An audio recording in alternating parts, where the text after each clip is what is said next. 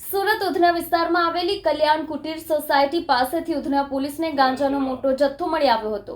Udhna police દ્વારા મળતી માહિતી મુજબ સુરત પોલીસ કમિશનર અનુપમસિંહ ગેહલોતના no drugs in Surat city અભિયાન અંતર્ગત નશીલા પદાર્થો તેમજ નશામુક્ત શહેરને બનાવવા ખાસ ડ્રાઈવ ઝુંબેશ રાખી હતી।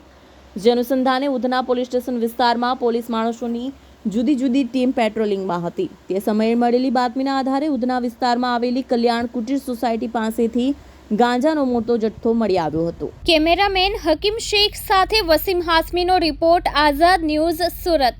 ઉધના પોલીસને ઇન્ફોર્મેશન મળી હતી કે બીઆરસી વિસ્તારમાં કલ્યાણ કુટીર સોસાયટીમાં એક જગ્યાએ ગાંજાનો જથ્થો છે।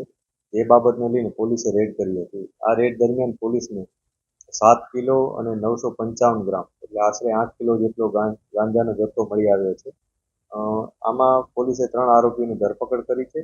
એક છે સદાનંદ ઉર્ફે નીકુ બ્રજરાજ રાઉત, હર્ષ શત્રુઘ્ન પાટીલ અને બાબુ વિધાન શેટ્ટી, આ 3 વ્યક્તિની પોલીસે ધરપકડ કરી છે। જેમાંથી સદાનંદ અને બાબુ બંને ગંજામ ઓડિશાના રહેવાસી છે અને હર્ષ છે એ મહારાષ્ટ્રનો રહેવાસી છે।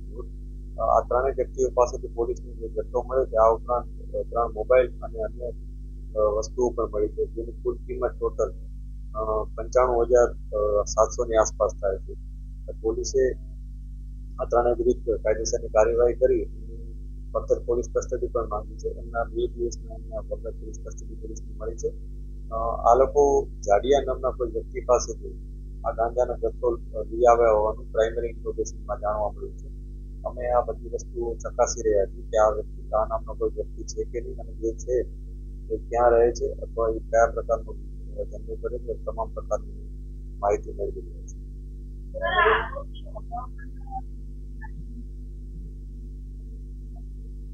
અત્યારે જે પ્રાઇમરી ઇન્ટ્રોગેશનમાં અગાઉ આ લોકોનો કોઈ ગુનાહિત ઇતિહાસ આ પ્રકારનો મળ્યો નથી, પરંતુ અમે ચકાસી રહ્યા છીએ। અન્ય પોલીસ સ્ટેશનમાં પણ અમે સંપર્કમાં છીએ કે એ લોકો પાસે કોઈ આવી માહિતી હોય અમને અવશ્ય આપે।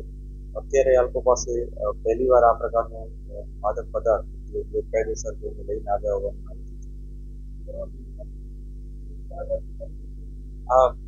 આ લોકો પાસે પહેલી વાર ગાંજાનો જથ્થો છે એ પ્રકારનું જે અમને ઇન્ફોર્મેશન હોવાથી અત્યાર સુધી કોઈને વેચ્યા હોવાની કોઈ માહિતી મળી।